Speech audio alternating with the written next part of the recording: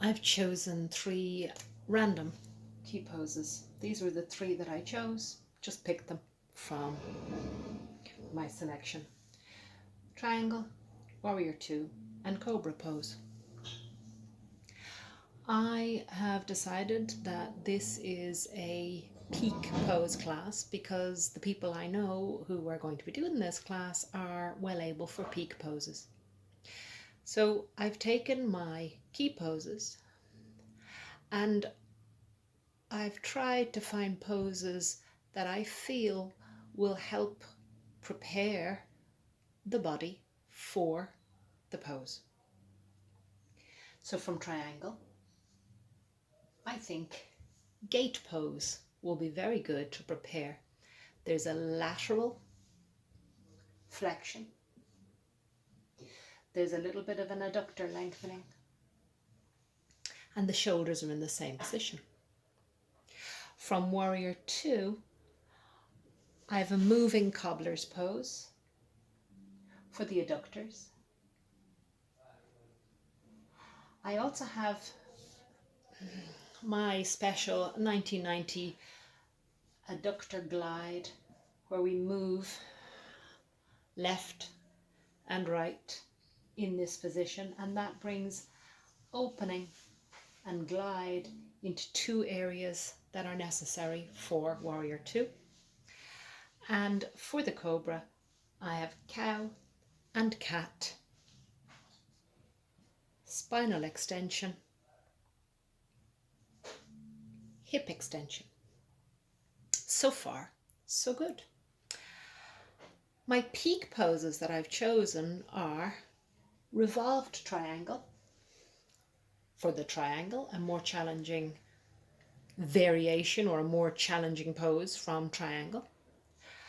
Half moon, a more challenging pose but similar to Warrior 2. And bow pose, which is full extension of the hip and full extension of the shoulders. Full extension of the shoulders, but also full extension of the spine. However, I need to put these into a sequence that would flow. So these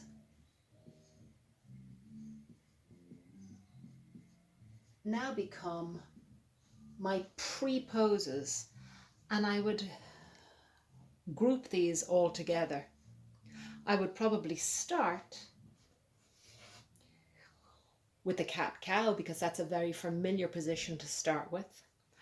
Move on to my adductor cobblers or adductor glide, and then begin to come off the floor with my gate pose. For me, I would be constantly moving in these poses because I want joint articulation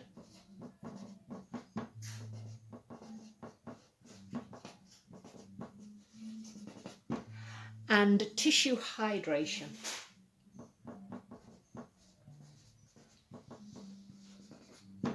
I also want to introduce a range or ranges of movement.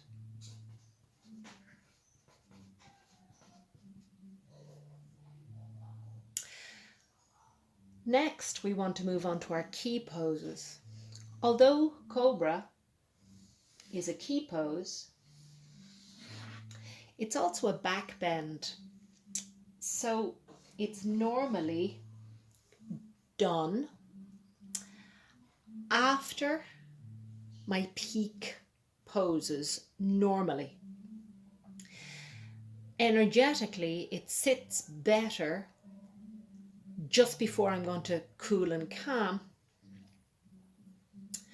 It can go into key poses as well, but for me, I think that it should go just before the bow. So I'm going to take these 4 poses and try and put them into some kind of a sequence. If this was a hatha class, I'd add in more poses. I'd probably go First to warrior one,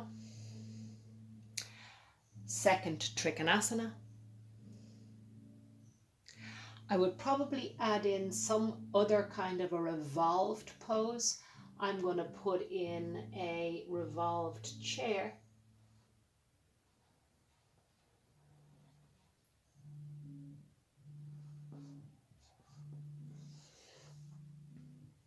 And then I might go down to the half moon pose.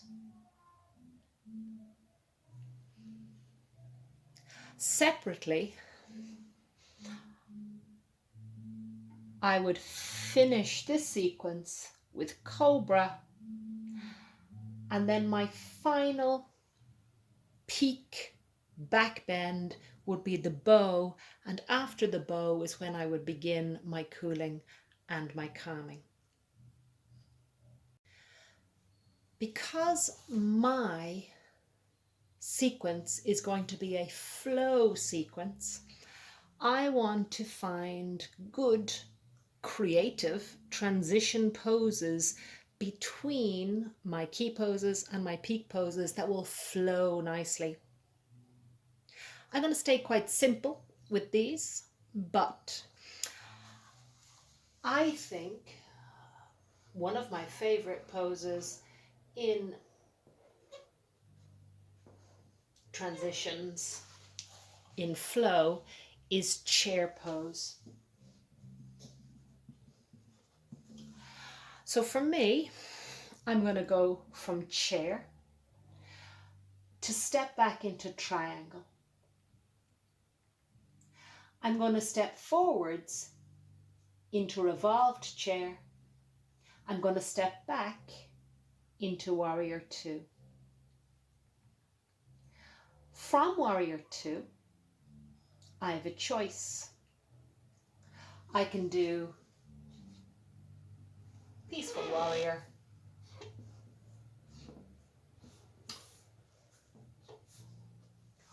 or I could do Skandasana.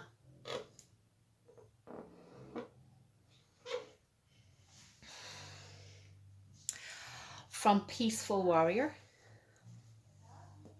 or Skandasana, I'm going to go into half moon. From half moon, back into either one of these before turning into revolved triangle. Chair, triangle, revolved triangle,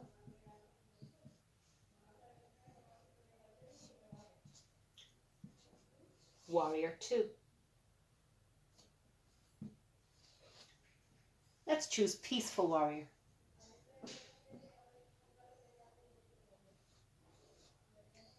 Into half moon. Step back, Skandasana.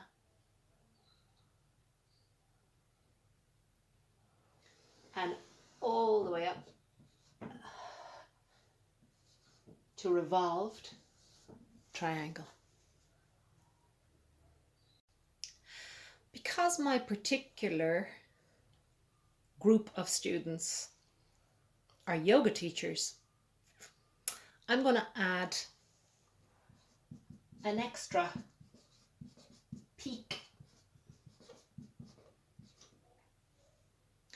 And I'm going to repeat all of the above. And after my revolved triangle,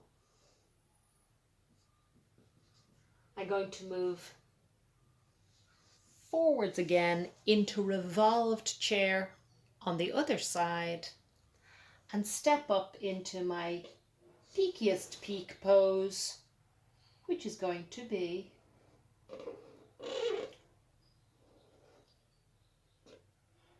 dancer.